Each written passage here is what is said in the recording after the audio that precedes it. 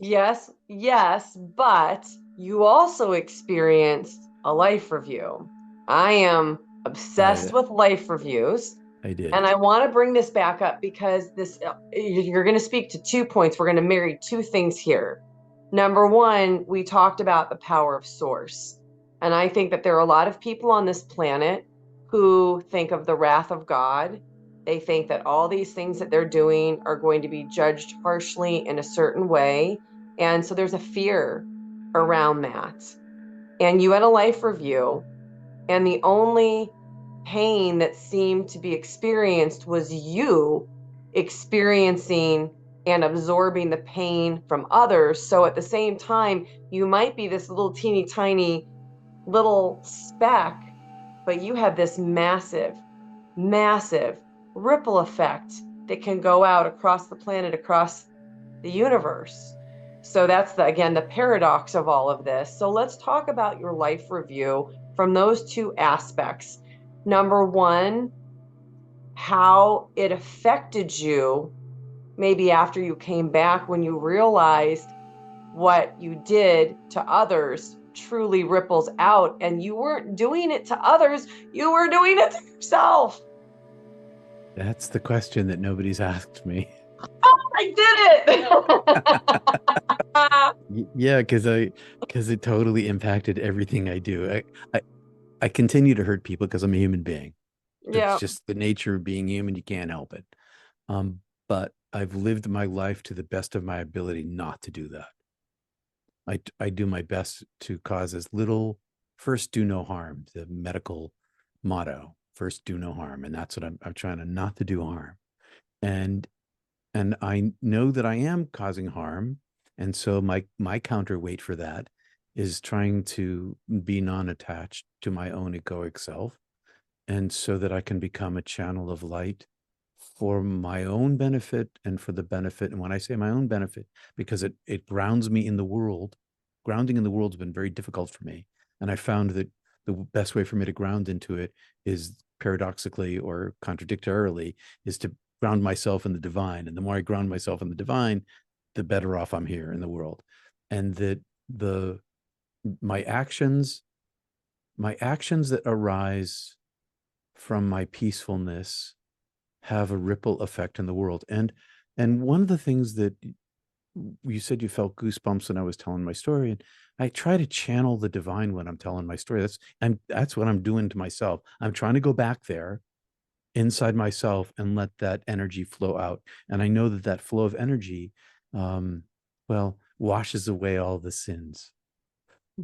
To put it in some in like, and that's an exaggeration, but that's one way to think about it. Um, I found that when I was dead, I was utterly beloved no matter what I did. And all I needed to do in order to find the full healing that was on offer was to step away from myself and aim myself toward the light that I already loved, that already loved me. It wasn't a burden to turn away from myself. It was the easiest thing in the world to turn away, in heaven, to turn away from myself and aim myself toward the divine light. And that's where forgiveness awaited me. But not every near death experiencer has a hell life review. I did. You consider yours a hell life review?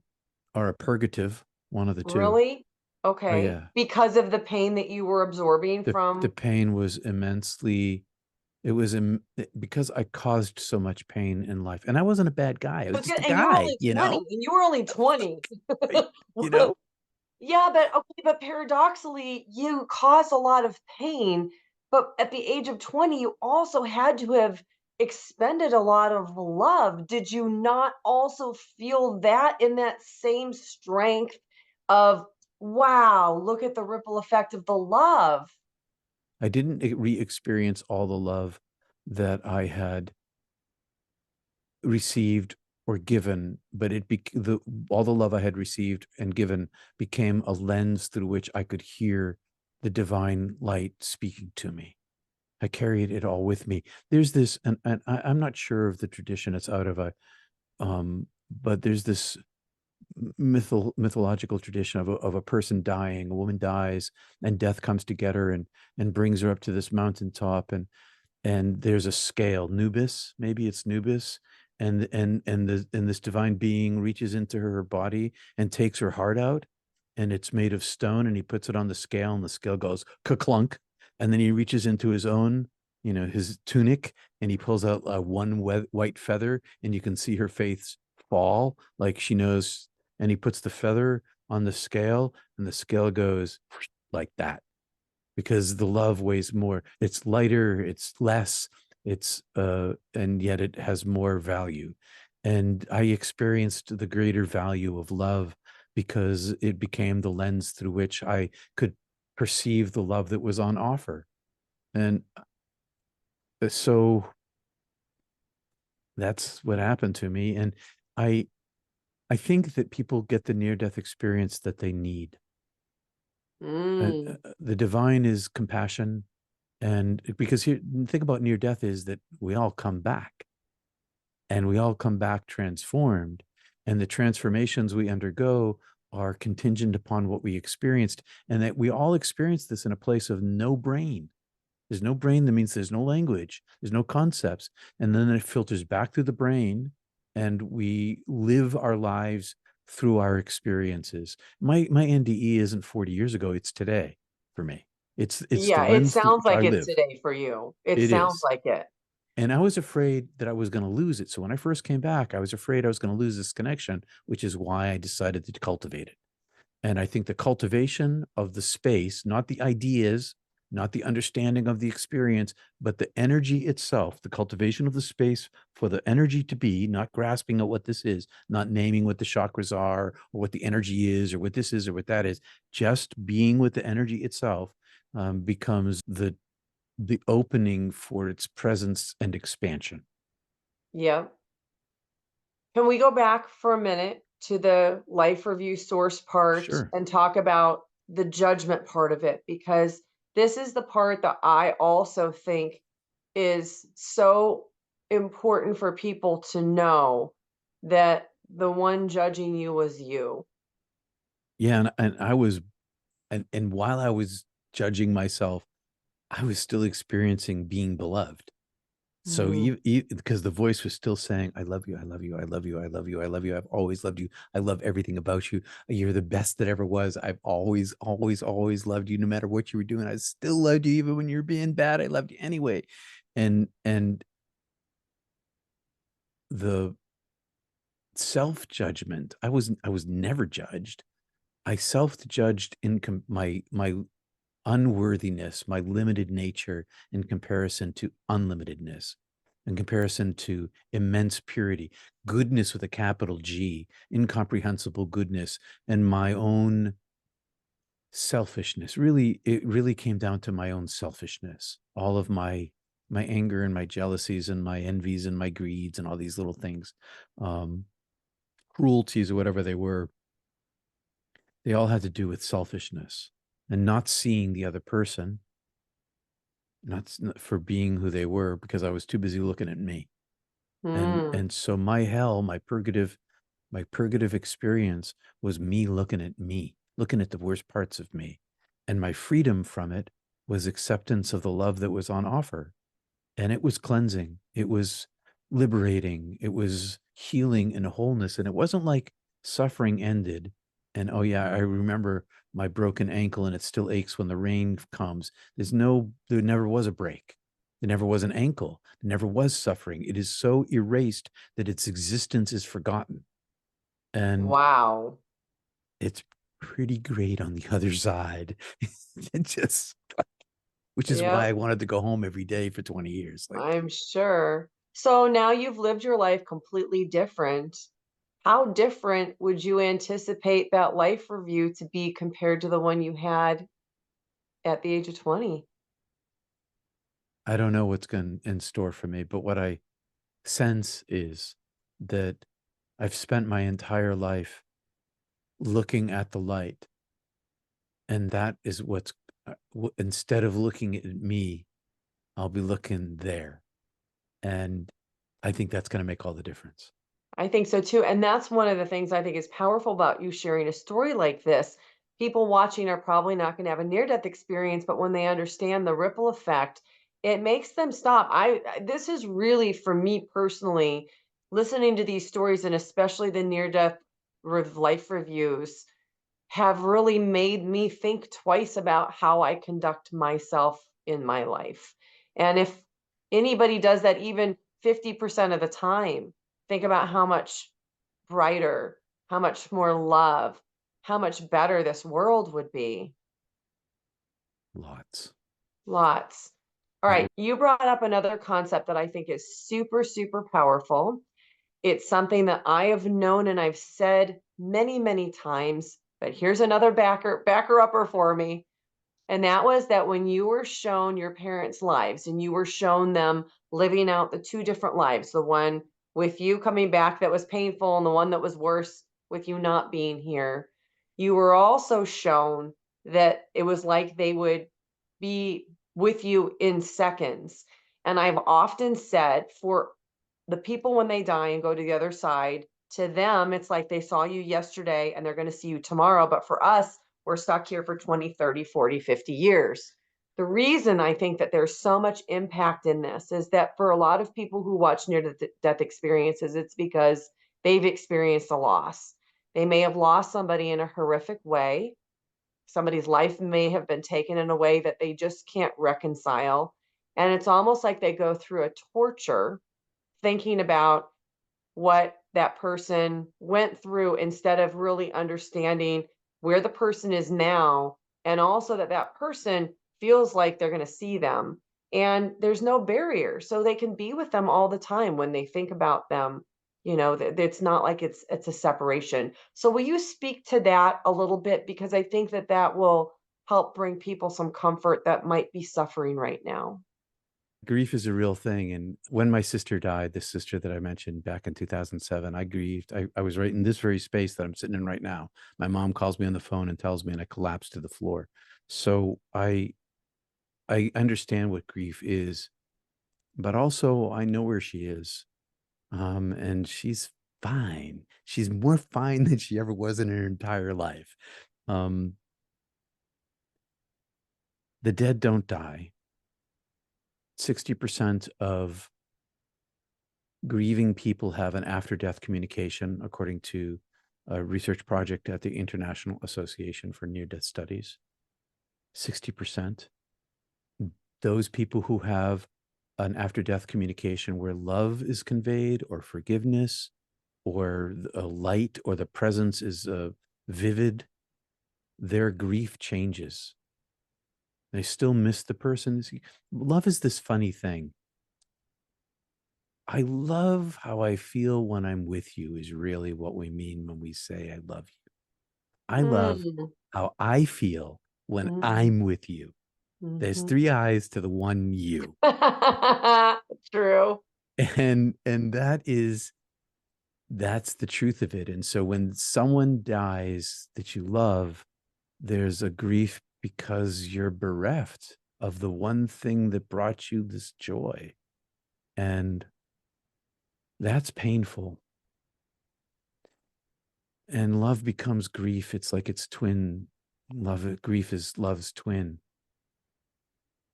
But if a person continues to speak to the deceased, you might find that they are a little more present to you. And I wish I could erase people's grief. I made a mistake when I first became a minister. There was a suicide. A teenager shot himself, and I'll spare you all the details. But when I met with the family, it was my first big ministerial gig with as an associate minister, and my senior minister was away, and this kid killed himself. And I went to the family, and I leaned into the mom who's grieving, and I said to her, "Your son is okay. Your son's well. He's maybe better off now than he's ever been." And the whole living room exploded in anger at me. I got dragged out of the house. The brother-in-law literally grabbed me and pulled me across the living room floor and tossed me out because I didn't understand the depth of people's pain.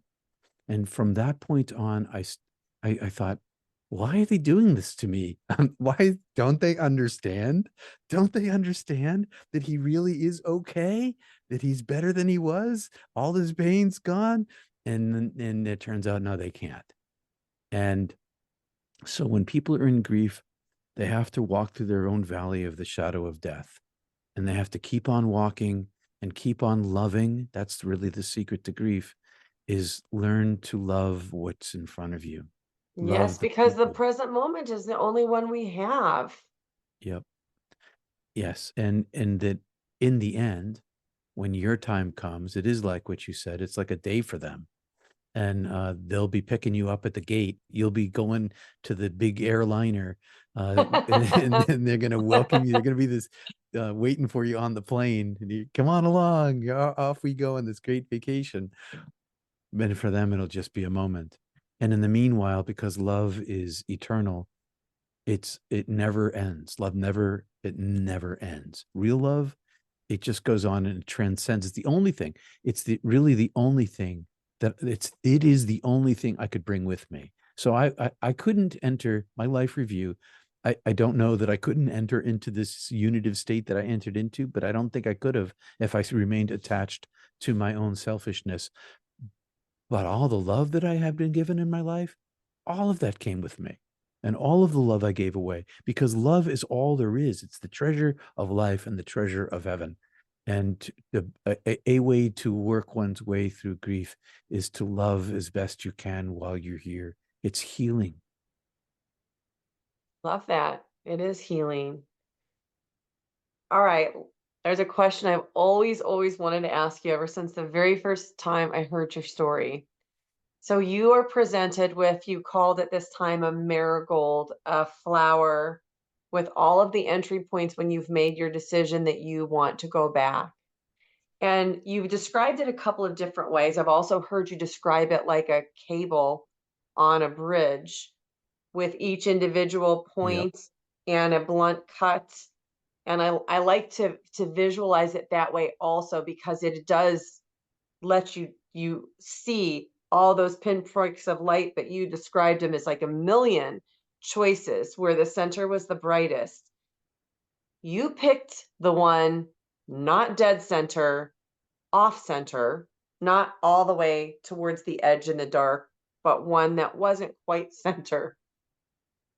As you've relived this experience and thought about it, have you kicked yourself for not picking the one in the very center?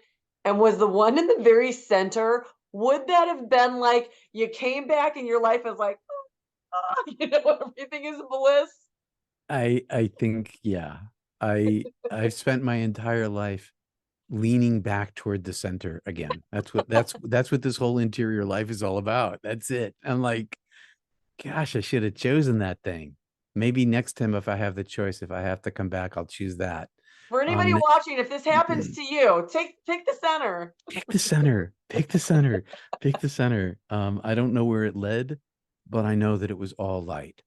And by the time I made the choice, enough of my humanity had returned that I wanted to be. I knew that I was going to be a messenger, and I'd been working all the way through college in blue collar jobs because I was going to go in architecture. So I was working in construction on purpose so that I could know how to build stuff and talk to my neighbors who were, the contractors and the carpenters. And I wanted to be able to be like them. That was part of my choice. And then, ever since then, I've been I regretted choosing coming back for the longest time, and I regretted not choosing the light as well. And people were like, "Well, don't have regrets." Well, I don't know. I next time if I can, I'm going to rectify that. Yeah, I get that. So you were in that place and you had this ability to look into the earth and to see every single person.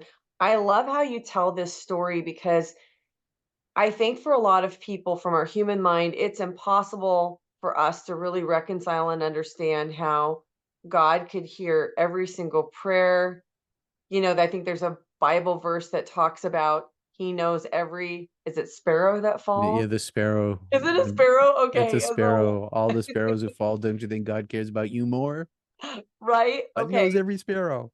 So here you are, not God, having this ability to see and know every single human all at once, and to see that light within every single one of us, which is just like spectacular to understand that. But then you talk about this fog that you see over the earth, and how you explain that we're all down here on this earth and we have no idea. We've completely forgotten that we have this golden light within us, every single one of us, not just us, every plant, every animal, everything. And when you started to describe it, you reminded me of how people talk about what I'm going to call the veil of forgetfulness. Mm. So there's a concept where a lot of people say, I'm a soul, I'm my higher self on the other side, and I choose to come here and have this incarnation. And I choose to put on this veil. So I'm going to forget that I'm that soul. I'm going to forget the love that's on the other side. And I'm going to come here to have this experience. I'm going to come here to learn something. I'm going to come here to refine something in my soul. These are all concepts that people talk about. You've had a deeper experience than most. You've had 40 years to think about it. Why do we come here? I know that I came here because of what happened to me when I was 5. I came here on a deal with the divine to work for the divine. That's my first experience. I was taken out of my little tiny boy body, carried into this void inside of this angelic being, and was told, remember your deal, remember why you're here, why you're there. So I know that I came back to remember. That's what I came back for. I And think I came back to remember also. I think that a bunch of us do Mm-hmm. have, I should say. And I I try not to speculate on the whys of things. I only try to state, it's what I meant before. I try not to, just because someone else has a near death experience that they learned something in, that message is for them. I concentrate on my own, what's given to me, because there's so much here for me to learn. I'm in pursuit of this. I think it's helpful for people to believe that they chose to come here to live below the veil if they don't know, because they're uncomfortable in not knowing. I am comfortable in not knowing. I'm comfortable in not knowing because I know, well, because I've had so much experience. I know a lot, and I know, but most importantly, I know that I'm known by the knower. I know that the light knows me. And that's the most important thing for me, because this universe is far too big and vast for me to comprehend it with my tiny little mind. But what I can do is concentrate my focus of my life in the energy of the light itself, and being in the light, and then letting all of those things that our belief systems go. I'm not a believer. I spent 20 years as a minister, and I wasn't not a believer, not one day of it, not a single day. And What do you mean by you weren't a believer? You weren't a believer in what? I don't believe in anything that human beings have thought up in their minds to construct ideas about religion. Yes. Okay. Yeah.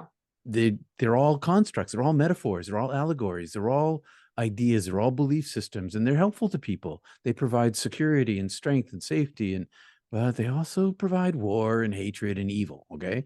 And in heaven there was none of those other things. There was Yeah. only love. And Yep. so I lied at my ecclesiastical council. How's that for mysticism? When they asked me if I was a believer in the Nicene Creed, I said yes, but no, I'm not. Because I needed a job, but also because I knew that I could. I felt like I was going to be God's secret agent in the church, working Yeah. behind the lines, and Yeah. And I was a good minister. I'm not bragging. I'm just saying that even though I was not in that position, my knowing made all the difference in my ministry. So when people tell me, I'm always wary of people who, and this included clergy, who wanted me to believe like they did, because if I believed like they did, It then justified theirs. it justifies them. And I don't really care about that at all. Yeah. Um, so I let people believe what they want if it's helpful to them, provided they're not imposing their ideas on other people in a destructive way, which is Yep. often what happens in religion and also in the New Age spirituality movement. It's not, there's such a thing as spiritual arrogance, and spiritual Hmm. arrogance arises from insecurity. And the insecurity is that you think that you know everything because you don't know. So you better pretend that you do. And really, I don't know anything. I All I feel the know, same way. I've said so many times on this channel, the further I go, the less I feel like I know. Like there's more that I don't know than I do know. that's yes. And it because you had an experience of the whale, the way you described it, that residual, that alone, that one vibrational strand, that one vibrating string, if it comes back with you, changes everything. True. True. So speaking of changing everything, you came back a completely and utterly different person. One of the things that fascinates me that you said earlier is that as time has gone on, you've remembered more and more. So Yeah. can you share with us a few things that you have re-remembered since your experience so that people can get a little taste of maybe some of these things that I think are more based in love from a belief standpoint. So I'm pretty sure it's not in my book. The whole cable end uh, light experience. That was always a confusion for me. I could never understand why I had this floatiness in time, why I could see my future before it happened. I didn't, and then one day, after my book, gosh, it was after my heart attack. Was it after? When was this? Let me think about this for a minute. All I know, I'm not sure whether it was in the book or not. I'd have to look. But all I know is that I was at a yoga studio in my little town, um, going to yoga class. And after the yoga practice, my teacher would let me sit. She wouldn't yell at me for not being in Shavasana. I could get up and kneel in my meditation position. And in this meditation position, all of that came rushing back to me, just like in an instant. Suddenly, I'm back there and I'm being compressed. And there's the beam of light, and there's all the doorways, and there's the choice, and there's the tunnel. And previously, I couldn't see that. And now, what I'm looking at now in my contemplation, I'm trying to, because I could see the angelic being as I was being put back in my body. I could see it, but I wasn't really looking at it. I looked at it, and I was trying to look back into heaven. And as I contemplate it, it's got a shape to it. It's not this big orb anymore. It's sort of like a big, sort of human shaped body of light. I can't really see it yet, but it's got some form to it. And I stare at aspects of my experience that I haven't seen, or I can't remember. I The gift that keeps, more importantly for me, not just the remembrance of my experiences on the other side, um, because my brain's so small, it couldn't bring so much back. It's the openness to the presence itself that's more important to me personally. Because the more I open to the presence itself, the better able I'm, the better I'm able to live my life inside the light itself. And so the more I remember the divine presence, the bigger the bubble of heaven I live within becomes. Here's another thing. I know that I entered into my body and I was entombed in the sarcophagus, this physical sarcophagus.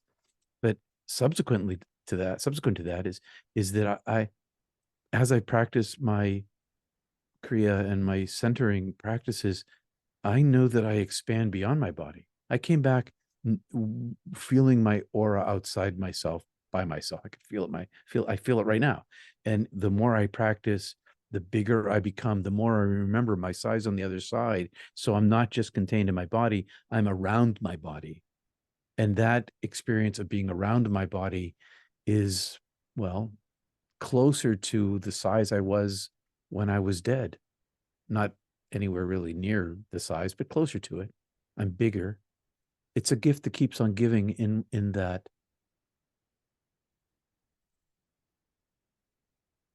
the access to it expands.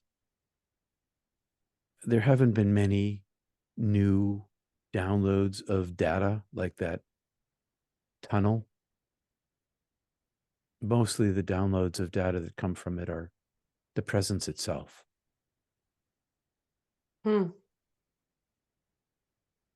So you spent many years wanting to get back to the other side after you made the choice to come here. And then lo and behold, you have a second near-death experience.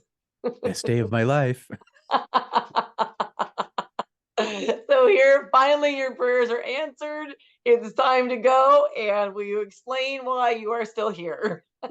Yeah, so I was at the same yoga studio with the same yoga teacher, and I had a heart attack. It's a congenital thing in my family. Widowmaker heart attack, 100% blockage, 5 to 6% survival rate.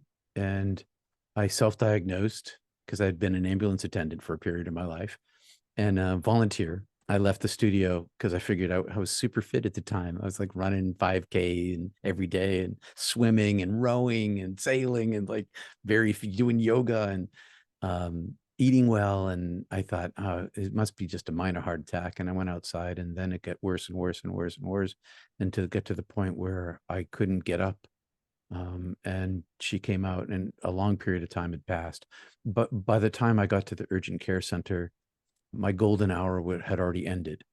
And by the time I got in it was, the doc told my son that I was going to die in the ambulance on the way to the catheterization lab, which was an hour and a half away. And that if I were to survive, which was unlikely, I was going to have damage in my heart, which I have. I have a lot of scarring in my heart. I've had 100% recovery. All the scars have healed, but there's still scarring in my heart. And so the doc told my son to say goodbye to me, which he did. And on the ambulance ride, I should say that I didn't take any morphine because I can't take morphine because it makes me sick. So I was meditating. Maybe you know this, maybe your people know this. You can, if you meditate on your pain, if you stare at your pain with your mind and your breath, you can separate yourself from your pain. It's not hard to do. It's very simple because pain is persistent and it draws your attention. So your mind's already attracted to it. Instead of resisting it and looking away from it, stare right at it with your breath and your meditation power and your focus, and you'll experience this lifting above. And as long as you're in this meditative state, you won't feel the pain. It'll still be there. It's very simple technique and anybody can learn it, especially if you have chronic pain and it's localized chronic pain in particular, because it's easier to focus on localized pain. There is an intensity level, like when you're blinded by your pain. Then if you can't think, then you can't do this. But for the most part, you can do it. So I'm meditating on my way, focused on my pain. And when I wasn't focusing on my pain, it hurt so much, like an elephant on my chest. So I was in the ambulance on my way down to the catheterization lab on a Saturday in August in Maine, which is vacation land for all you folks who don't live up in New England. It's like heavy traffic. And I heard the paramedic radio ahead, we're losing him. And so I opened my eyes and I looked at her and the pain came back really fast. And so I dove back inside myself. And when I went back inside myself to meditate, I wasn't inside myself anymore. I was outside of myself, above myself, in the dark tunnel. I couldn't see the ambulance, but I knew that I was in the ambulance and I could see I could see the interior of myself.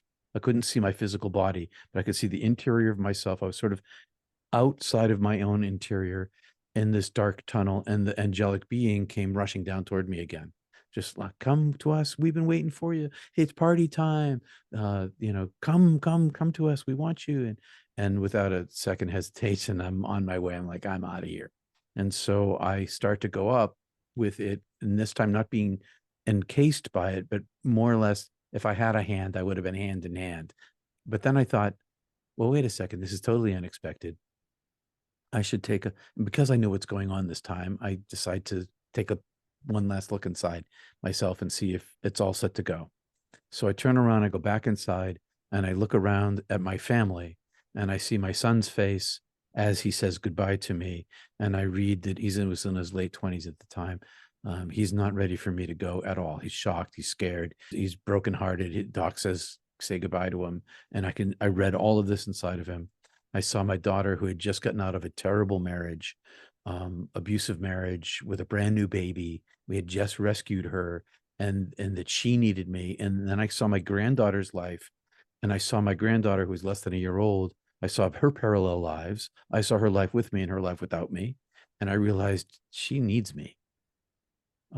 She needs me. And so I turned around and I went back outside, and the angelic being had floated away a little bit and then came rushing back. Come on, come on, come on, come on. And I said, if it's all the same to you, I'm staying, because I know the length of my life is a wink of an eye, and I'm going to die at some point anyway. So I'm going to go live out this here. And I just turned around and went back in. And how many years ago was that? It was 2015. And I know this because I was in the hospital when Amazon released my book a month early. And like, I don't know whether it was like 6 weeks, 4 weeks later, I had to be in New York City at one of those morning shows, like in national television. And I was like, oh my God, all these things at once, And 2015, she's 19, she's 9 now, and she's the star of my life. And I don't pray for my death anymore. I had a I knew healing. it. I was going to ask you next. I knew Yeah. it. I prayed for my death every day between 1980 and 2015. And once in No a offense to the while, people in your life. no offense to them, I'll tell you, it was hard for my kids when I finally came out to them. Oh, When I I'm came out sure to it them, was. they And were, well, and your wife too. I came out to her on our wedding, day after our wedding. It was really hard on her. She's like, what Yeah. are you talking about? But then she started seeing things, witnessing events in my life, and my behaviors, my eccentric behaviors, which I couldn't hide anyway, but mystical things. But for my kids, when I first started talking about it back, like, I have to think about what year it was. Might have been around 2001 or 2003, somewhere around there. They heard Dad doesn't love us as much as he loves God. And that was hard Well, for them. have fun with that in the life review. Yeah, I know. Jeez, that's what I tell you. When I know that I hurt people, I know I've hurt people. I Right. totally do. Right. And so I like that my example is that when I was in high school, 2 girls really liked me, and I liked them both. And I could only choose to date one. And so I chose one, and I really hurt the other. Mm. Even though I chose for love, Mm. so there are circumstances in life where you can't avoid hurting other people. It's just the way life is. So here I am. And so at the time I was on television, I had this TV show, and I'm in my hospital bed. A new corporation buys the TV channel and cancels my show. I'm in my hospital bed. They cancel my show. I had a heart attack. I have scarring in my heart. And they gave me I had 18 months to close my show down, which is a long time. They were really great. Okay. I love this TV station. They were really good to me, but I was out of a job. And as a clergy person, I have cooties. Nobody, I know, it's crazy. There's clergy cooties. People make all sorts of assumptions about what a clergy person's like, and they'll meet me and they'll say, you're not like any clergy person I ever met. I know. Why won't you hire me? Nobody would hire me. And I didn't want to work in the church anymore. And then and as a result of this second NDE, I came back different again. What was really different the second time was I was 100% in then. I was masking. I was out of the closet, NDE closet, but I was trying to do everything I could do to not go all in. There's this irresistible force. I've had this compulsion and irresistible force, and I'm kind of a contrarian to myself. If you tell me all my life, you tell me I'm not supposed to do that, guess what? That's that's kind of the way I've been in a lot of my life. So I had to learn to surrender. And once I surrendered, then I yield. And once I yield, then I became centered. And once I became centered, I became, well,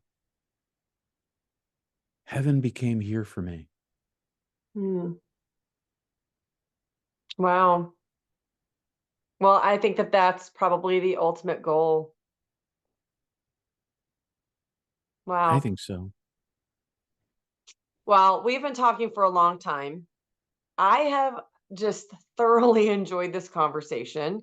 And I'm sure that the people who are watching will want to connect with you, maybe want more detail, because as much detail as you told your near death experience in, it's like watching the movie, reading the book. There's always so much more detail in the book. So I'm encouraging everybody, since I have personally read your book, to get your book. So can you tell everybody how to connect with you, where to find you? You've got a YouTube channel and what you do there. So my URL is peterpanagore.love. All my Mm. social media is connected through there. I have a YouTube channel. I teach Kriya Yoga. I teach meditation, and I have a Sunday morning live show where these days it's called Not Church. And I've spent a lot of time working through the mysticism that's in the Bible, but these days, because there is, believe it or not, there is. And these days I'm talking more about near-death experience. So last week, I talked about the 16 benefits of near-death experience, after effects. And this Sunday, I'm going to talk about the disadvantages, because there are definitely Mm. disadvantages to it. I do counseling. I help people integrate their mystical experiences, spiritually transformative. I do a lot of work with suicidality. I work with near-death experiencers who are trying to integrate.